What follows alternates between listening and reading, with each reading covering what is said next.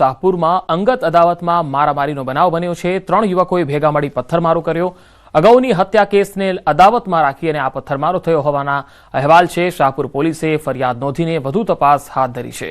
અમદાવાદના શાહપુરનો બનાવ છે, જ્યાં અંગત અદાવતમાં મારામારી થઈ 3 યુવકોએ ભેગા મળી પથ્થરમારો કર્યો। અગાઉની હત્યા કેસને લઈને અદાવતમાં આ પથ્થરમારો કર્યો હોવાની વાત સામે આવી રહી છે।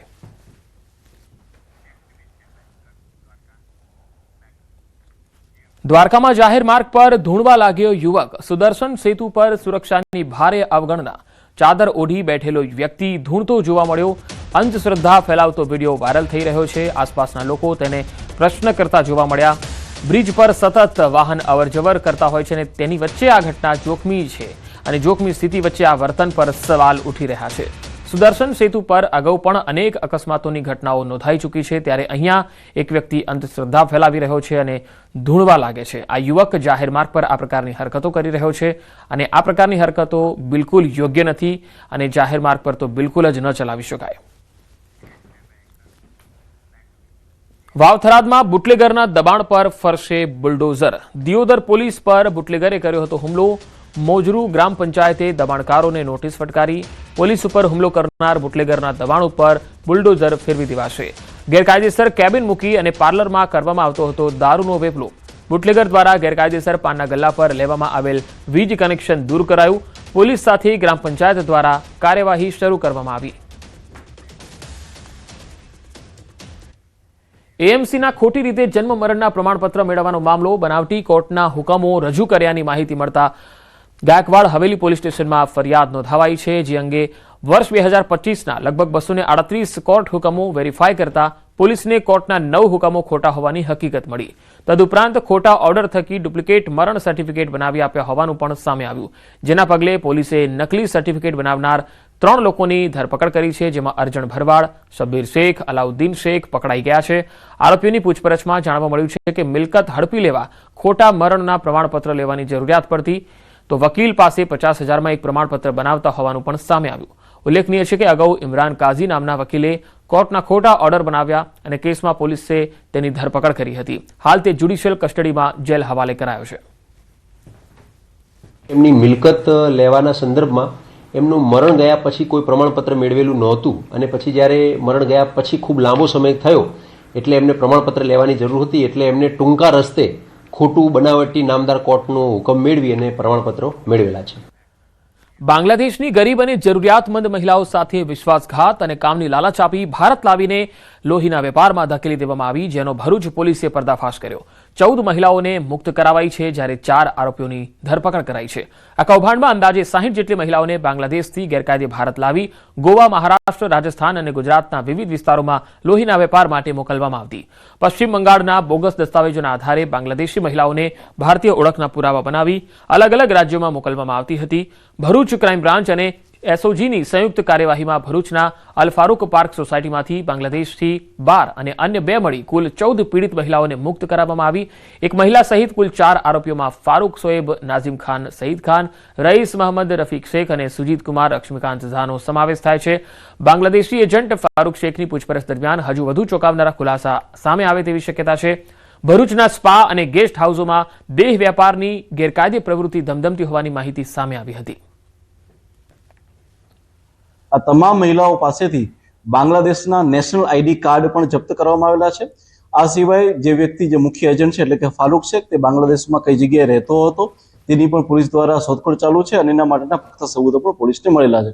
આ તમામ લોકોની વિરુદ્ધ the immoral traffic prevention act 1956, the immigration and foreigners act 2025 તથા ભારતીય ન્યાય સંહિતા 2023ની કલમો અનુસાર ગુનો દાખલ કરવામાં આવેલો છે અને હાલમાં આ ચારે જે એજન્ટ છે તેની ધરપકડ કરી અને પોલીસ દ્વારા આગળની કાર્યવાહી ચાલુ કરવામાં આવી છે। જૂનાગઢના વંથલી રોડ પર આવેલા વાડલા ફાટક નજીક કાળવા નદી પરનો પુલ અતિ જર્જરિત હાલતમાં છે। આ જર્જરિત બ્રિજ પરથી વાહન ચાલકો જીવના જોખમે પસાર થઈ રહ્યા છે। પુલના સ્લેબમાં સળિયા દેખાઈ ગયા છે। પુલની નીચે નજર કરતા જ પુલની વાસ્તવિક સ્થિતિ નજરે પડે છે। આ વિસ્તાર જુડા હેઠળ આવે છે, પરંતુ આ પુલ હાઈવે ઓથોરિટી હેઠળ આવે છે। હાઈવે ઓથોરિટીએ નવો બાયપાસ બનાવતા હવે આ જૂનો બાયપાસ અન્ય કોઈ વિભાગને સોંપવામાં આવે તેની રાહ જોવાઈ રહી છે।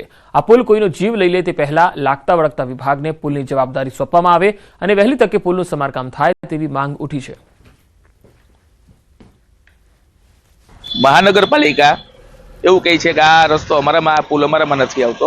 પંચાયત વિભાગ એવું કહે છે કે આ અમારામાં નથી આવતો. આરએનબી એવું કહે છે કે આ અમારામાં નથી આવતો. તો આ રસ્તો કોણ બનાવી ગયો, કોના હસ્તક આવે છે? આ એક મોટો સવાલ છે. અધિકારીઓ એકબીજાને ખો આપી રહ્યા છે અને આ જો રસ્તો પુલ તૂટશે તો મોટી જાનહાનિ થશે અને મોટી જાનહાનિના જવાબદાર તમામ આ સરકારી તંત્ર અને જ્યાં એકબીજાના અધિકારીઓ ખો આપે છે. અત્યારે હાલ તો અમારી પાસે છે જ નહીં. એ વિસ્તાર અમારામાં છે, એ રોડ એને જે પીઆઈયુ રાજકોટ હસ્તક છે.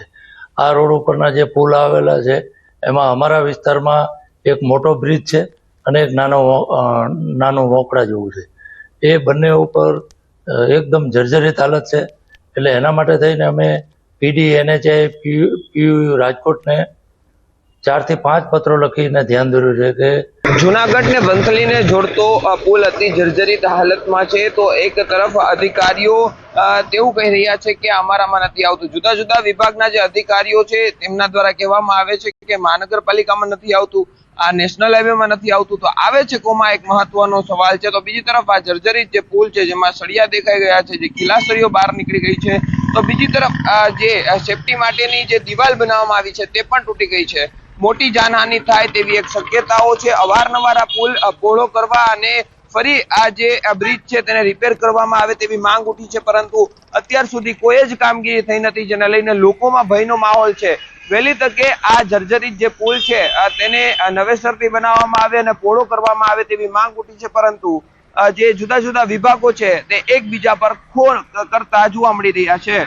અમારા બખાઈ ન્યૂઝ 18 ગુજરાતી, જુનાગઢ. મધ્યપ્રદેશના સિવનીના પેંચ ટાઈગર રિઝર્વમાં રોમાંચક અને અદ્ભુત દ્રશ્યો જોવા મળ્યા. વાઇલ્ડ ડોગ્સથી ગભરાયેલો દીપડો ઝાડ પર ચડી ગયો, પછી છલાંગ લગાવીને થયો રફુ ચક્કર. વન્યજીવોના આ અકલ્પનીય દ્રશ્યો સ્થળ પર હાજર એક પર્યટકે પોતાના મોબાઈલમાં કેદ કર્યો, જે હવે સોશિયલ મીડિયામાં વાયરલ થઈ રહ્યો છે. જેમાં વાઇલ્ડ ડોગ્સના ઝુંડથી ગભરાઈને દીપડો પોતાનો જીવ બચાવવા ઝાડ પર ચડતો જોવા મળે છે.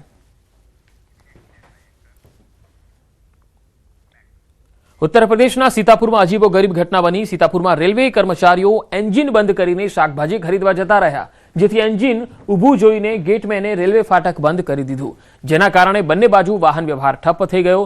રેલવે ફાટક લગભગ 20 મિનિટ સુધી બંધ રહ્યો. એન્જિન લાંબા સમય સુધી નિષ્ક્રિય જોઈને જામમાં ફસાયેલા લોકોએ બૂમાબૂમ કરી અને આના પર શાકભાજી ખરીદવા ગયેલા રેલવે કર્મચારીઓ શાકભાજી લઈને રેલવે ટ્રેક પર આવ્યા હતા.